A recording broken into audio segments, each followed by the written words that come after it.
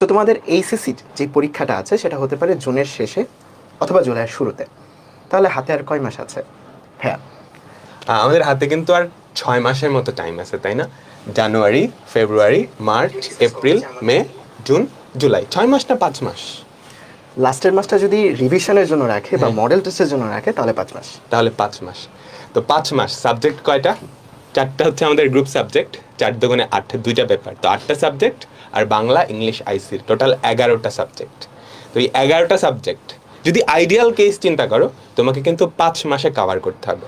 এখন অনেকেই আছো যারা অলরেডি শেষ করে ফেলছো, ওদের তো চিন্তা নেই, ওদের এখন রিভিশন টাইম, তাই না? আমাদের ফাইনাল রিভিশন ব্যাচের সাথে তোমরা তোমাদের কনসেপ্টগুলো জাস্ট রিভাইজ করে নিবা। পরীক্ষায় যা যা ইম্পর্টেন্ট আমরা কিন্তু এই কোর্সে তাই পড়াবো।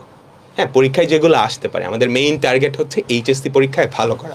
আমরা এক্সট্রা কোনো কিছু কিন্তু এখানে পড়াচ্ছি না। হ্যাঁ, এইচএসসিতে ভালো করা, আর এইচএসসিতে ভালো করলে এইচএসসির বেসিকটা যদি স্ট্রং হয়ে যায়, পরে কিন্তু অ্যাডমিশনটা অটোমেটিক্যালি ভালো হয়ে যাবে। তোমার শুরুতে একটা স্ট্রং প্রিপারেশন থাকবে।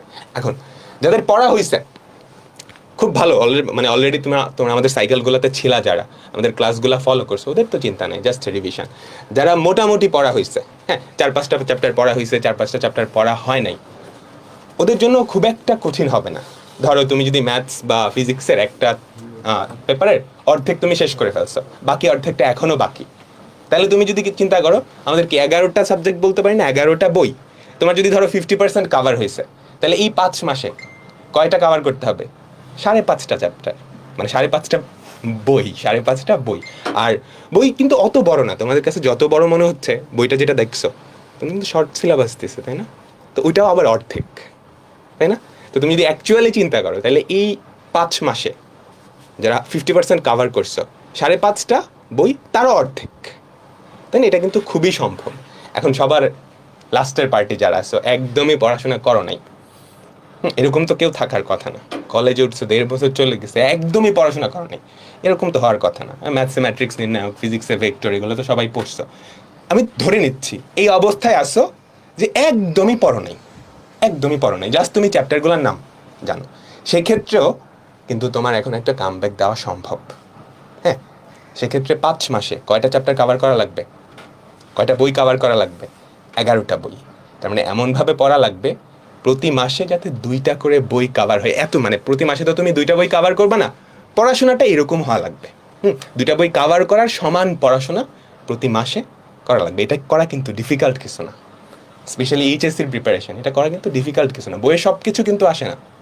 হ্যাঁ, বেশ কিছু ইম্পর্টেন্ট টপিক, ওগুলাই কিন্তু ঘুরে ফিরে বোর্ড পরীক্ষায় আসে। তো বোর্ড পরীক্ষায় ভালো রেজাল্ট করা খুবই সহজ, হতাশ হওয়ার কিছু নেই। তুমি যেই অবস্থায় থাকো না কেন, আমাদের এই 5 মাসটা ইনাফ টাইম। ঠিক আছে, আমরা যদি জানুয়ারি, ফেব্রুয়ারি, মার্চ, এপ্রিল, মে, এই 5 মাস পড়াশোনা করলাম, আমাদের বেসিকগুলো স্ট্রং করলাম, তারপর যে লাস্টের মান্থ জুন, ওই টাইমে আমরা কি করলাম? রিভিশন দিতে থাকলাম, মডেল টেস্ট দিতে থাকলাম, তাহলে কিন্তু আমাদের এইচএসসিতে খুবই ভালো একটা রেজাল্ট করা সম্ভব। আর যাদের প্রিপারেশন এখন ভালো আছে, ওদের তো চিন্তা নেই, just revision time, revision, practice. আর কোনো চ্যাপ্টার যদি দুর্বলতা থাকে, দেখো যারা ভর্তি হবা ম্যাক্সিমামে কিন্তু এরকম হবে যে তুমি দেখবা আমার 4-5টা চ্যাপ্টার খুব ভালো করে পড়া হয়েছে, আর 4-5টা চ্যাপ্টার বাকি, ওই 4-5টা চ্যাপ্টার ঠিকমতো পড়া হয়নি। আমরা কিন্তু ক্লাসগুলো একদম বেসিক থেকেই করাবো। তো যেই চ্যাপ্টারগুলো একদমই পড়া হয় নাই, ওগুলা কি করতে হবে? আমাদের সবগুলা ক্লাস একদম শুরু থেকে শেষ পর্যন্ত করা লাগবে। আর ধরো কোনো একটা চ্যাপ্টার তুমি ভালো করে পড়ছো, আগে আমাদের একাডেমিক সাইকেল থেকে পড়ছো, তুমি কি তখন এফআরবির ক্লাস করবা? তুমি রিভিশন দেওয়ার জন্য করতে পারো। বা কোনো স্পেসিফিক টপিক যেটা তুমি বুঝো না, ধরো আপেক্ষিক বেগের টপিকটা তুমি বুঝতেছো না, ওই পার্টটুকু জাস্ট দেখে ফেলবা। পুরা ক্লাস কিন্তু করার দরকার নাই, যদি তোমার প্রিপারেশনটা ভালো থাকে। অ্যান্ড ম্যাক্সিমাম স্টুডেন্টেরই কিন্তু এই অবস্থা। হ্যাঁ, যে 10টা চ্যাপ্টার, এর মধ্যে 3-4টা চ্যাপ্টার খুব ভালো করে পড়া হয়েছে। এখন ওগুলো মানে এখন তো তোমার মনে হইতেই পারে, ভাই অনেক ক্লাস, এত বড় বড় ক্লাস কি এখন করা ঠিক হবে? যাদের প্রিপারেশন ভালো কোনো একটা চ্যাপ্টারের, ওগুলো করার দরকার নেই, বাকিগুলো তুমি করো। হ্যাঁ, আমরা কিন্তু একদম বেসিক থেকেই পড়াবো। আমরা ধরে নেব যে তুমি কিছু পড়ো নাই বা পড়লেও ভুলে গেছো। হ্যাঁ, সো যাদের আগে থেকে পড়া হয়েছে খুব ভালো করে, ওরা পুরা ক্লাসটা বা যেই চ্যাপ্টারগুলো তুমি ভালো করে পড়ছো, ওগুলো না দেখলেও কিন্তু হয়। আমাদের প্র্যাকটিস শিট থেকে দেখে জাস্ট প্র্যাকটিস করবে আর কি। ওকে, তো আমি এখন ইমনের কাছে চলে যাচ্ছি। অনলাইন ক্লাসের সবচেয়ে বড় যে সমস্যাটা, মানে আমরা তো জানুয়ারি, ফেব্রুয়ারি, মার্চ, এপ্রিল, মে পর্যন্ত যাব, আমরা কিন্তু মে পর্যন্তই ক্লাস নেব, কিন্তু সবচেয়ে বড় সমস্যাটা হচ্ছে তোমাদের স্টুডেন্টদের এন্ড থেকে তোমরা যে মে পর্যন্ত আমাদের সাথে থাকবা, প্রত্যেকটা ক্লাস করবা, এইটা এনশিওর করাটা খুবই ডিফিকাল্ট তোমাদের জন্য। হয়তো দেখা যায় কেউ প্রথম মাসে যে তারপর আর ক্লাসই করো না, হয়তো 2 মাস করে তারপর আর মনে হয় যে তোমাকে দিয়ে আর হবে না। সো এ যাবৎকালে আমরা যত এফআরবি নামিয়েছি, এইবার আমাদের এফআরবিটা আমরা সবচেয়ে বেশি গোছানো আকারে তোমাদের সামনে নিয়ে আসার চেষ্টা করছি। সো যে জায়গাতে তোমাদের পুরো যে সিলেবাসটা আছে, এই পুরো সিলেবাসটা আমরা ওভার দ্য টাইম কীভাবে শেষ করব সেটা তোমরা এই চার্টে দেখতে পাচ্ছ। সো এই জায়গাতে আমাদের 5টা মাসের টার্গেট আমরা নিচ্ছি। সো আমরাও সবসময় চাই তোমরাও যেন আমাদের সাথে পুরোটা একসাথে না দেখো যে পুরোটা বই শেষ করতে হবে, 5 মাস একটানা পড়তে হবে, এমন যেন না হয়। তুমি ছোট ছোট টার্গেট করো, যে জানুয়ারি মাসে যতটুকু আমাদের ক্লাস ততটুকু তুমি করছো কিনা, ততটুকু করলে তোমার সিলেবাসটা ঠিক কতটুকু শেষ হবে। সো এই জিনিসটা যখন তোমার মাথার মধ্যে আসবে যে আমি যদি ভাইয়াদের সাথে শুধুমাত্র জানুয়ারির ক্লাসগুলো করি, তাহলে আমার এত% সিলেবাস কিন্তু শেষ হয়ে যাবে। যদি ফেব্রুয়ারিটাও আমি ভাইয়াদের সাথে থাকি, তাহলে আমার এত% সিলেবাস কিন্তু শেষ হয়ে যাবে। সো এই জায়গাতে দেখতে পাচ্ছ জানুয়ারিতে যেহেতু তোমাদের ম্যাক্সিমাম কলেজগুলোতে তোমাদের টেস্ট পরীক্ষা আছে, সেজন্য কিন্তু আমরা জানুয়ারি মাসে তোমাদের এত বেশি দিতে চাই নাই, তোমাদের এত বেশি বোঝা দিতে চাই নাই। সো জানুয়ারি মাসে আমরা সবচেয়ে কম রাখছি ক্লাসগুলো, যেন তোমাদের উপর প্রেশারটা না পড়ে, তোমরা যেন কলেজের টেস্ট পরীক্ষাটাও ভালো করে দিতে পারো। সো এই জায়গাতে দেখতে পাচ্ছ যে জানুয়ারি মাসে আমাদের সিলেবাসের প্রায় 12%-এর মতো শেষ হয়ে যাবে।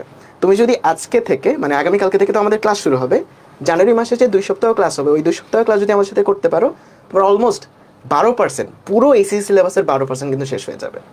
তারপর ফেব্রুয়ারি মাসে আমাদের সাথে তুমি যদি পড়ো, ফেব্রুয়ারি মাসটা যদি শেষ করতে পারো, সিলেবাসের প্রায় 38% বা 37% শেষ হয়ে যাবে।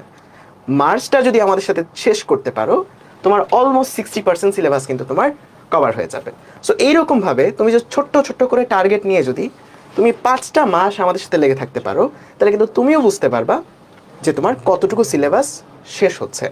অ্যান্ড আমরা সবসময় এটা চাই যে তুমি যেন কনসিস্টেন্সিটা বজায় রাখতে পারো, কারণ আমরা ক্লাস নিয়ে গেলাম, আমরা তোমাকে প্র্যাকটিস শিট দিলাম, আমরা অনলাইনে তোমাদের এক্সামের ব্যবস্থা করলাম, আমরা সব কিছুই করলাম, কিন্তু তোমাদের সাইড থেকে যদি এফোর্টটা না আসে, তাহলে কিন্তু রেজাল্টটা ভালো করা সম্ভব না।